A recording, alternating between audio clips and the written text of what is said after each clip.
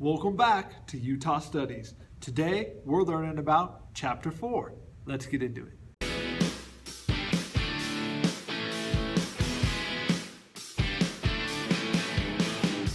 All right, Chapter 4 is called The Great Encounter. In this chapter, Europeans are going to come over to North and South America, and they're going to discover North and South America. We know, though, they don't discover it because people have been living here for tens of thousands of years, right? All right, what are the first people that live here? What are they called? Paleo-Indians. Good job. All right, awesome. So today, you're going to need to know the Columbian Exchange. I told you last year it'd be in this class, and it's in the class next year, and it's in high school, and it's in college, and you got to know Columbian Exchange. What's a Presidio? What's a mission? We'll talk about it. We're also going to talk about Father Escalante and Dominguez. Okay, it's called the Dominguez Escalante Expedition, but it's called Escalante's Journal. He wrote it down. History loves you when you write it down. Guess what? It's called Grand Escalante Staircase, not Dominguez Staircase. Even though Dominguez led the expedition, if you don't write it down, history doesn't love you.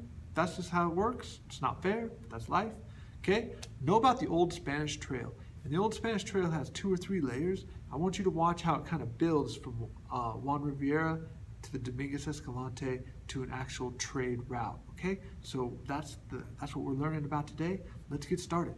Early explorers to the American Southwest were from which country? Spain. That's right. Okay. Who did the Presidios protect? They protect the missions, and the missions have the Catholic priests, okay? What is ethnocentricity? It's the belief that your way of doing things, that your ethnicity or your culture is right, okay? The bigger question is, give me an example of Spanish ethnocentricity in the Southwest, and then you would say missions, and they were trying to convert the natives, something like that, okay? So check out this map. Notice the island of California. All right, and there's a river right here, Rio del Norte. They just couldn't believe that the Salt Lake didn't connect to the ocean. After all, it's got salt water, it must connect. By the way, Columbus was trying to sail to Asia. The people that come after him, they're always looking for something called the Northwest Passage, some magical way to cut through America and pop out the other side. So I think this map here, they're hoping that things connect and that line up and that you'll end up in the Pacific. Also, they don't have Google Satellite back then. This isn't a bad map, thinking you probably didn't see all this. You got some of this information second and third hand. Hey, tell me what you saw out there.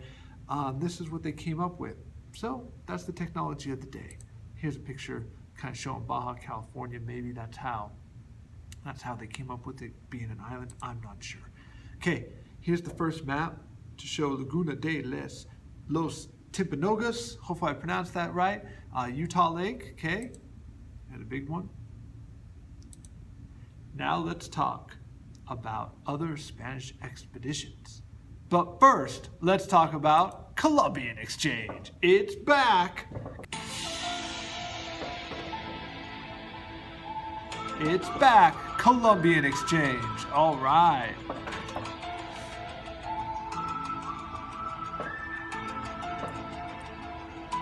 Okay, so you've got the old world, Europe, Africa, Asia. Then they discovered these new worlds, North America and South America. And they each have plants and animals that the other have never seen. So when Columbus and all the Spanish explorers come over, they bring pigs. They also bring diseases. They bring bananas, but they also bring diseases. And then they also bring coffee and diseases. And this has an impact on the Native Americans. The Europeans learn about some new things. They learn about tomatoes, potatoes, corn. This is the event that makes pizza possible. There's no tomatoes in 1300 Italy, okay? You need the Columbian Exchange to learn about tomatoes, to bring them over, to make you pizza. That's what's important. So, by the way, the diseases will wipe out many Native Americans. And so that's why I sort of emphasize that one, because it changes so many people's lives. Although we tend to think about Christopher Columbus's first voyage in 1492 transforming the history of the Americas, it actually transformed a great deal more than that. And in this video, I want to talk about the larger world historical process that Columbus's voyage opened up that transformed not only the Americas, but also Europe and Africa. And this was called the Columbian Exchange. So what was the Columbian Exchange? This is a process of transferring plants, animals, microbes, and people across the Atlantic in both directions. And not just trading these goods, but transplanting them from Europe and Africa into the Americas and the other way around. And some of these exchanges of species were intentional, like bringing new crops to grow in environments that were suited to them. And some of them were unintentional, like the microbes and pests, which were like little hitchhikers on the bodies and crops that Europeans brought to the New World. Look at this map at the 1500s. These are all Native American tribes. You see the Utes, the Shoshones, you see them right there? They're our friends, they're on the map, okay? And we can see the Cherokee over here. But now let's fast forward around 100 years and let's look at the map. You see the Spanish, the French, the English, okay? Europe has come over here and has claimed North America.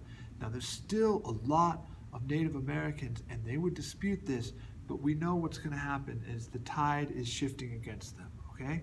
So that's this is the beginning of what's happening there. Let's talk about Coronado. Guy rides in to Mexico City and has a little silver rattle and says, yeah, there's gold up there, there's 7 cities of gold. Coronado goes out to find this gold. I believe the tribe is the Hopi tribe. And he says, where's the 7 cities of gold? And they don't have the ability to resist, to go to war with him. So they go, oh, yeah. It's just over there on the other side of the hill. Oh, that hill? Man, that little hill looks just like this other hill. I meant it was on the other side. That hill. Oh, if we just keep going, oh, look at me, I'm confused. Where are we at? I thought this river was that river. It's only another 3 weeks that way. Oh man, we're so close. If we could just go a little bit further, I know we'd be there. That's how he ends up in the middle of Kansas in the winter. And then the Native Americans go poof and disappear, and he's stuck out there in the winter.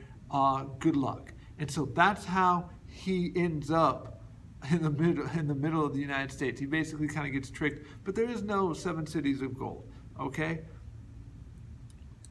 Oh, it says on here he finds the Grand Canyon. He gets credit for finding the Grand Canyon. How many Native Americans knew about the Grand Canyon before anybody? Probably a lot. Okay, let's go. Juan Rivera. Now we're getting into some easy, quiz question type stuff. Who's the first European into Utah, or to find Utah, or to go to Utah? Juan Rivera. All right, feel good about that? Notice this is hundreds of years after Coronado, so it's been a little while. Okay, if you look, Coronado got close. Rivera actually gets into Utah. Now, here's the path that he took.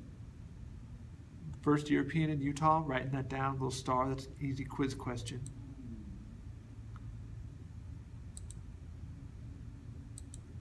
Okay, the first Spanish explorers are either conquistadors, and they're soldiers and explorers, and they're doing what they're told, and they're coming out here and they're expanding the Spanish territory. But you also have the Catholic priests, or the Spanish priests.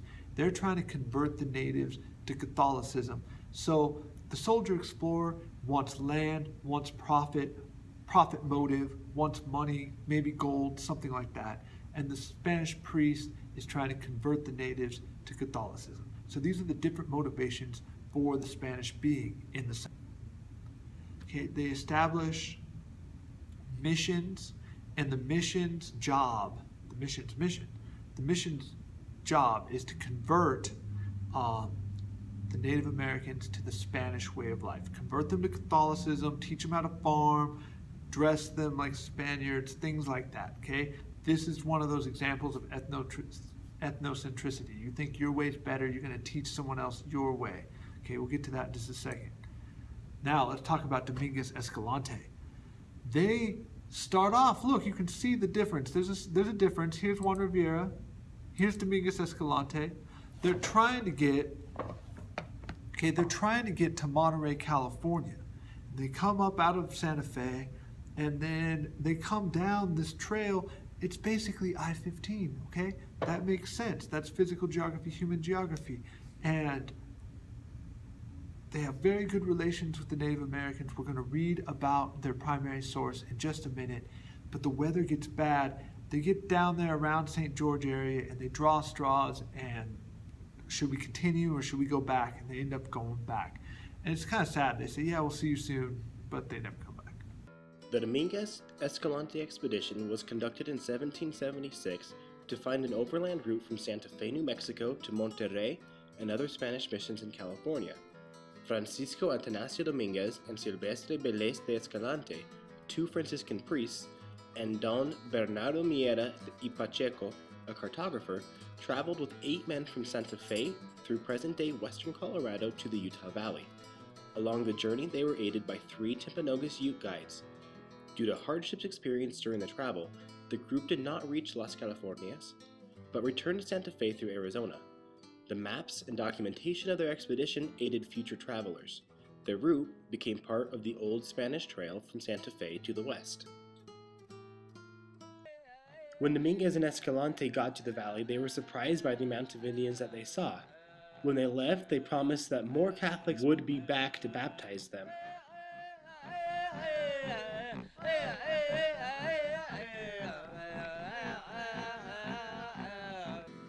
The group would spend 3 days exploring the valley.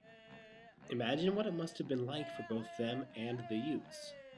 During that time, they mapped the region, searching for the source of the lake. They found 4 rivers, each well stocked with fish. The Indians told them of a larger lake to the north, but warned them not to go there. They said anyone who swam in it would get very itchy. Okay, so you had Juan Rivera, then you had Dominguez Escalante.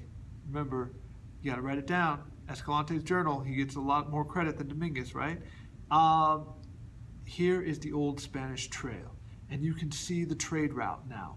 Why don't they just cut through Arizona? Dangerous Indians, specifically the Apache. So you're trying to make money, it's a trade route, and if you bring your goods through Arizona, they'll probably take them from you. Here's another picture of the Old Spanish Trail. Okay, ethnocentricity. Belief in the superiority of one's own ethnic group or culture. The Spanish thought that the Indians would benefit from changing to European ways. Please note the vocab for ethnocentricity. That's another easy quiz question. All right, the video was short, but that's because the work's not over. You got an awesome primary source today, so let's go read it. So I'll see you here soon for the end of Chapter 4. Take care.